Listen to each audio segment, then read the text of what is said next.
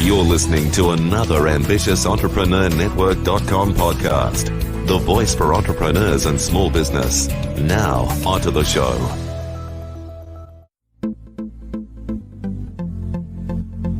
This is Women in Leadership Podcast, featuring success insights from women around the globe.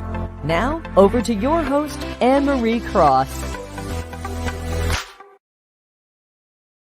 And welcome to another episode of Women in Leadership Podcast, brought to you by the influencealliance.com, the business building community for change makers who want to build a sustainable and scalable business they love. I'm your host, Anne-Marie Cross. Now, have you ever wondered what it would take to franchise your business? Well, maybe you haven't even thought about that at all. It hasn't crossed your mind, but do go ahead and grab a pen and paper, because today's guest is going to share some incredible words of insight on her own journey to growing her business and expanding it even further through the power of franchising. Now, joining me on today's show is Kika Wise. She has a dance background and she developed her own method of assisted stretching. We all need a bit of that. So she started her business in 2011 and now has over 13 locations. She's sharing her expertise and teaching other entrepreneurs how to franchise their business. And on today's show, she's specifically going to share the steps that you need to take if you're looking to franchise your business. She's going to share some inspiration sprinkled with golden nuggets of learning through her own success story. So welcome to the show. Thank you so much. How are you? I'm really good. Take us back to, I love learning a little bit about the journey that you took. I mean, I'm sure when you first started your business, you had no idea of franchising. Maybe you did. So tell us just a little bit about the growth of your business and when you got to a stage you're thinking, I'm going to franchise that now. What was that journey for you? Yeah, so at the time first of all, thank you for having me. At the time that I started my business, I had a small son who was 6 months old. So I wanted to find a way to provide for him in a better way and have flexibility in my schedule.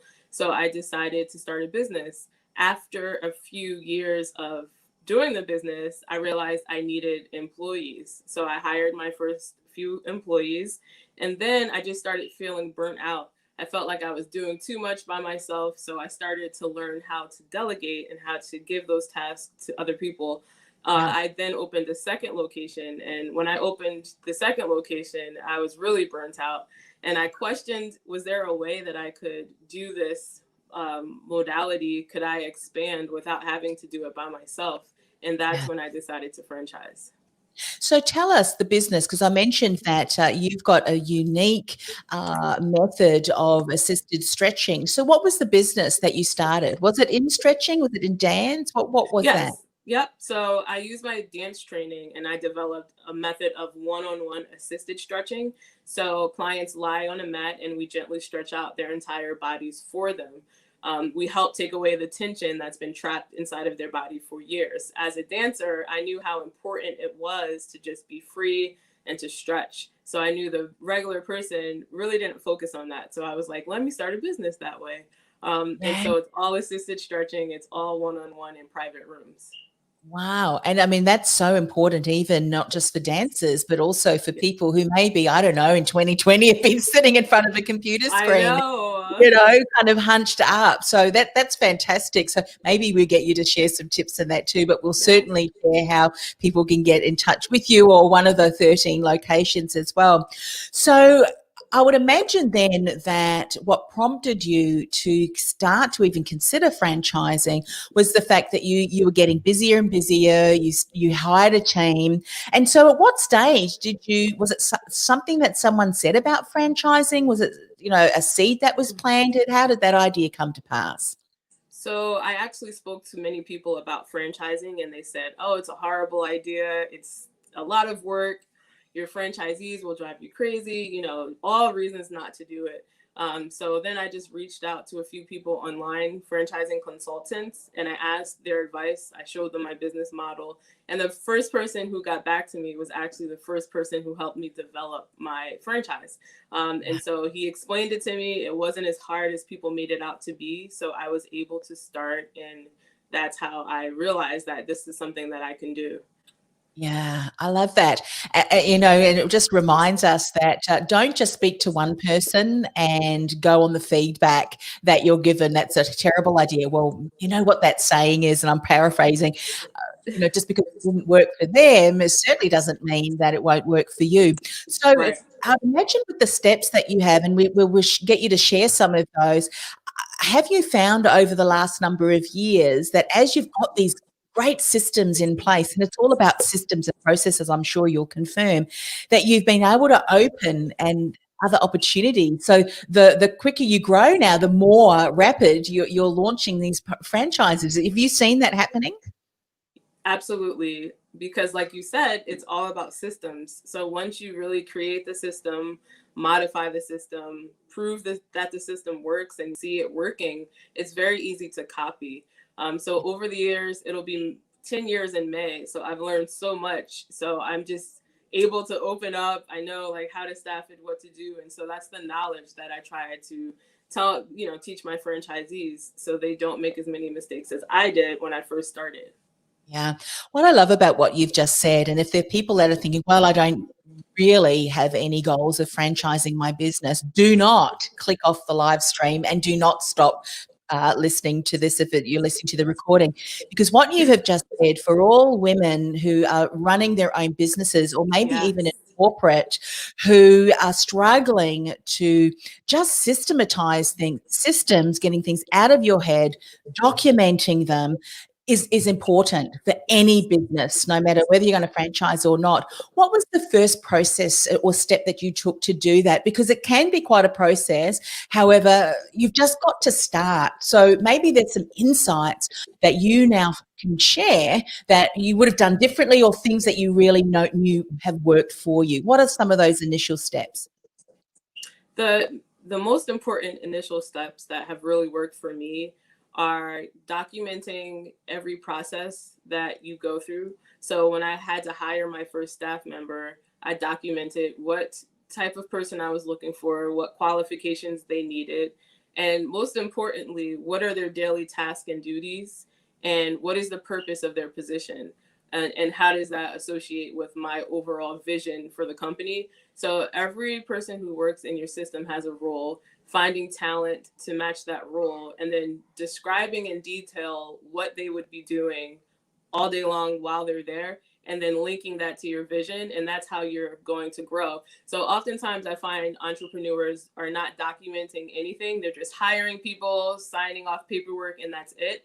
But if you're able to document everything from early on, especially like how do you market, what is your marketing plan, who do you market to, all those systems are essentially a franchise. So you can put all those documents together and you're off to a great start.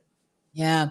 What I have found, and I'm sure that you have also experienced this, and possibly even some of the insights that you now share with your franchisees as they continue to expand their business, is that as soon as you take a step back and you employ someone, even if it may be a part-time or a contracted role, you not only continue to work in the business and on the business, we've heard that, but you become leader, you become manager.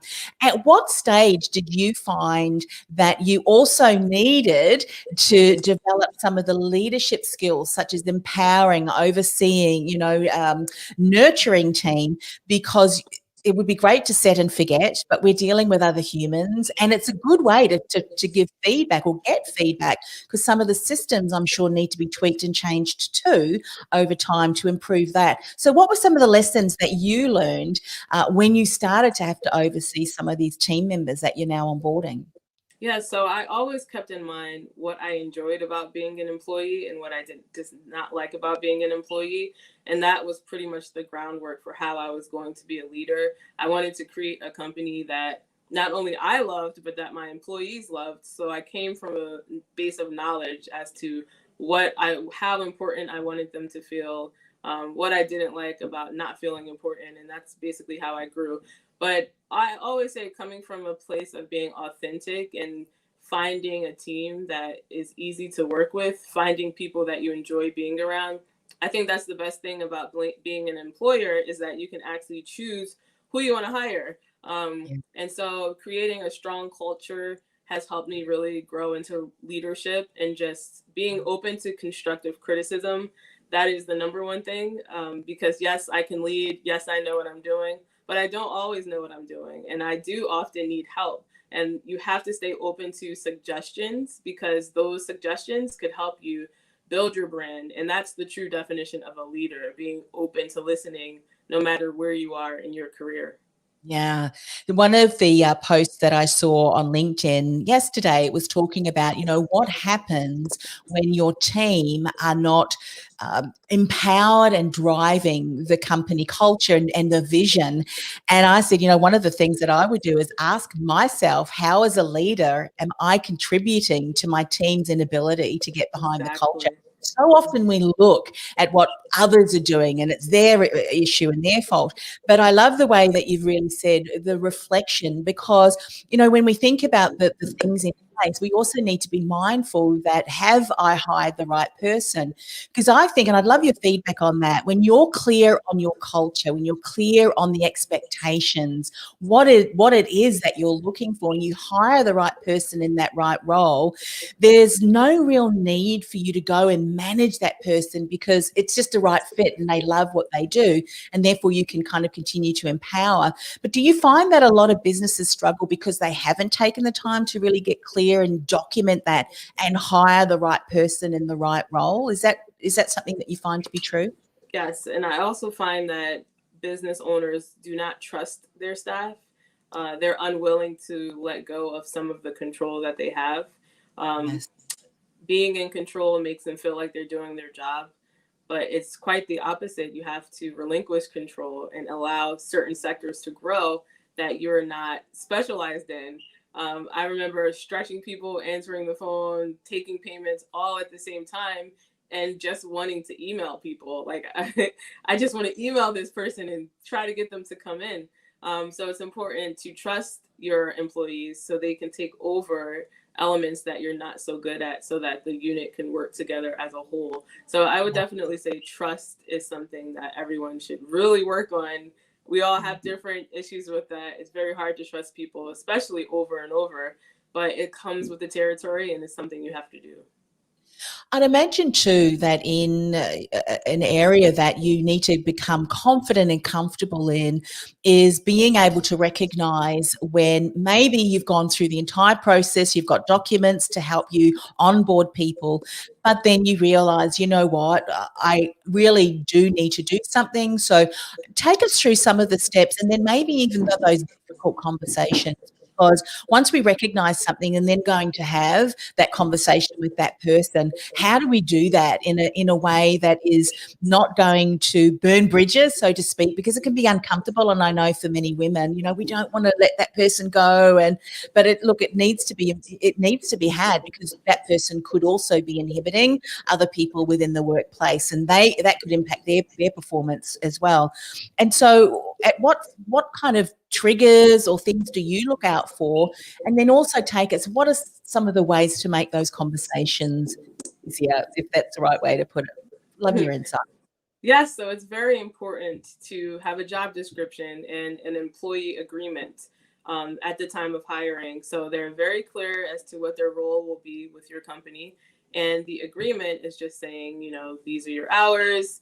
This is what the job entails. You are agreeing to this position. And that's another system that should be set in place very early on.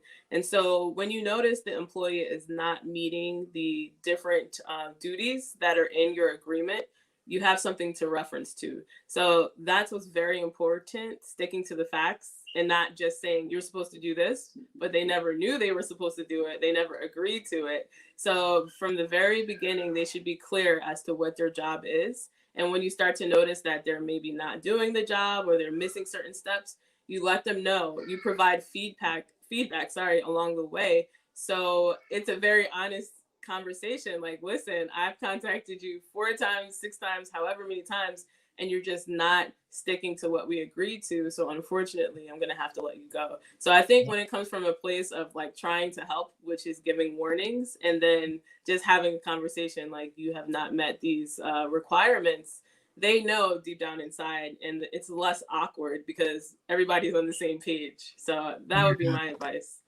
Fantastic. When you have a look, I'm going to go big picture now, as I love this. I mean, I can dive in. By the way, I know that there's some people listening and watching. If you do have a question that you would like to ask Kika, please feel free to add a comment, and I can see that and I can bring that into the conversation as well.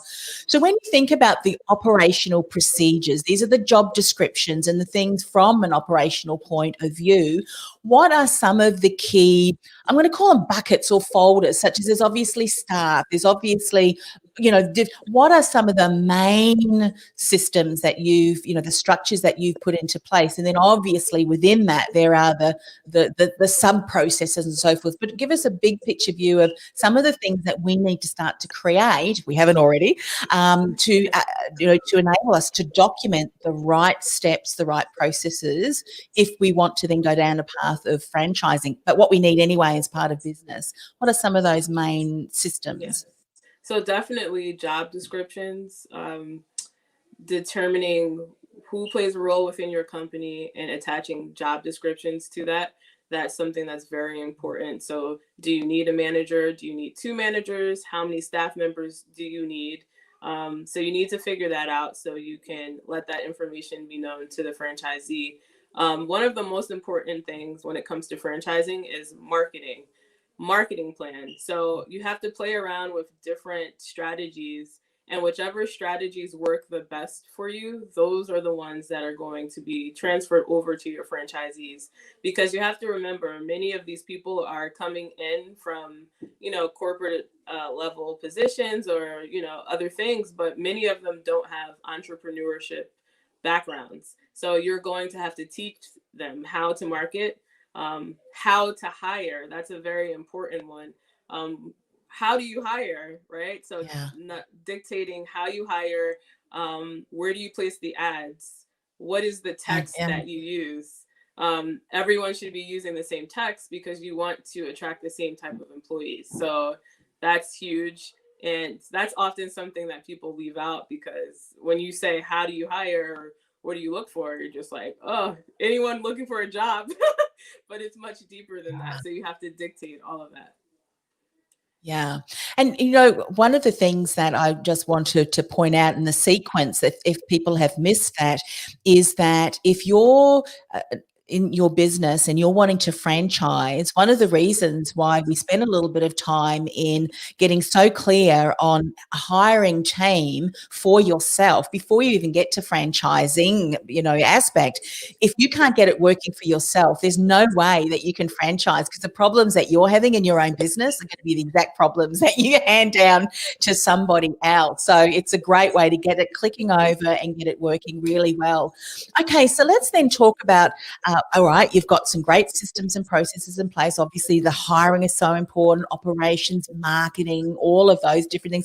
I'd imagine that you may also have some systems in other areas such as bookkeeping and things, although I'm sure you would say one of the hires, if that's not a key skill or strength that you have, is to get someone on your team to be able to help you, even if it's a part-time contracted bookkeeper. So say we've got all of those right systems in place. Now it's time to maybe look for your first franchisee, sorry, because you're the franchisor. What are the steps? Because obviously you need to get legalities. We've done all of that. It's in place. But now take us through some of the insights you've learned and the steps to finding the right people to now take that business vision and adopt it and run with it as their own. What are some things that you can share here?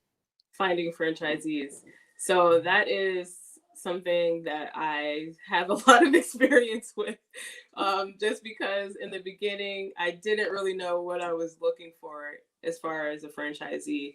I mentioned having a description of the type of people you wanted to hire within your business. It's the same thing for franchisees. What kind of work should they have done prior to entering your system? What are their skills? What are their best qualities? What are their worst qualities? So I used to always kind of sell myself when selling a franchise. This is what I can do for you. This is what my model can do for you. But something I left out was asking them, how can you add to my brand? Why should I let you into my brand? What contributions do So once I started asking those questions, it was very clear as to who we should let in, because many people sometimes want to get into franchising because they see it as quick, easy money, but they don't understand it's also a small business that you're going to have to groom and grow. So I always look to see what is the driving force behind the person wanting to join our franchise. And that's how I really make decisions. So I always suggest starting with people you know, people who've always supported you, people who've always had an interest in what you were doing.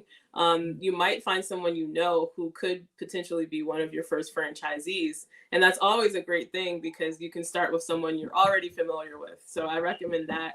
And then just having a profile of the type of people you want. What do you want them to be soft-spoken? Do you want them to know how to market? Things like that. And then you'll just, when you start getting leads, you'll just see if those people match that portfolio or if they don't. And if they don't, you cannot let them in, because so many people just see it as a numbers game and they just want to let as many people in who will cut a check.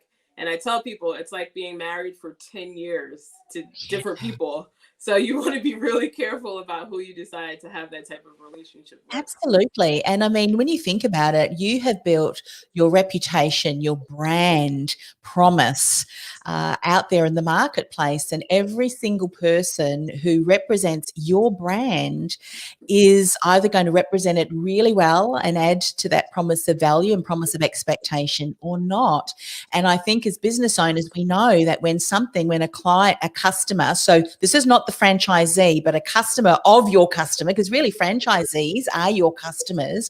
Yes. If someone is unhappy, that can impact the reputation of the entire group as a whole, can't it? Especially if they're rather verbal and love getting online and sharing that with others. So you've got to go into damage control. So do they. So make sure that you're really clear. What are some of the things that you do when you're onboarding? I mean, we could just spend a whole week uncovering this. I mean, it's so interesting. So thank you for sharing. Months. I know. Months. And it probably never stops, does it? Because there's always this growth and learning curve. So give someone an idea of some of the expectations. You need to be working alongside your new franchisee for X amount of time. And what do you do now as an ongoing thing? So first, let's have a look at your onboarding. What are some of the time commitments that we need to be putting into these new people? So we offer, and most franchise models offer, 3 weeks training every single day, maybe not the weekends, but 3 weeks of just hardcore training. And those training sessions vary. For us, the first week is training the new franchisees on the business model, everything from budgeting, setting money aside, how to use the software, how to speak to customers, like everything you can imagine. Then the second week is when we train them. We train the owners and we train the employees on the actual method and how to operate the business, basically. So that's another week. Then the last week is when we shadow them. So we shadow them for 1 week and we just make sure they know how to do everything. We're there for the grand opening. We're there making sure they understand every system. What I tell people is most franchise agreements are for 10 years. And so I tell people you have 10 years of assistance. So we have some franchisees that reach out to us every other day with questions, concerns, and we make ourselves available. And so it's important for franchisors to know that you just can't take someone's check and run away and just say you have the tools you need. And that's why you have to be so selective, because you want to talk to these people. You don't want to feel like, oh, I don't feel like talking to because that's not fair to them and it's not fair to you. Many of these people have used their life savings to invest in your, business. So you have to help them, but that's why it's so important to pick people you enjoy being around, because you do have to talk to them. Yeah. Oh, absolutely. So do you also, from, the operations point of view, you obviously are able to connect with them one-on-one, answer questions and things like that come up. But do you maybe from an organization put together monthly training, like each month we focus on that? I mean, these are all things to really help our clients, which really are our franchisees, succeed, because their success also is our success, which means you can drive even more franchisees to the business, because we know that the business model and what we are sharing works, and it's generating Exactly. success. So what does that look like, the ongoing support that you give your franchisees? Yes, so we have training classes. So monthly, we have a training class for all of the employees in the whole system. So they all log in, and our head trainer and some other administrative staff walks them through different steps, goes over certain material so that all the coaches are on the same page.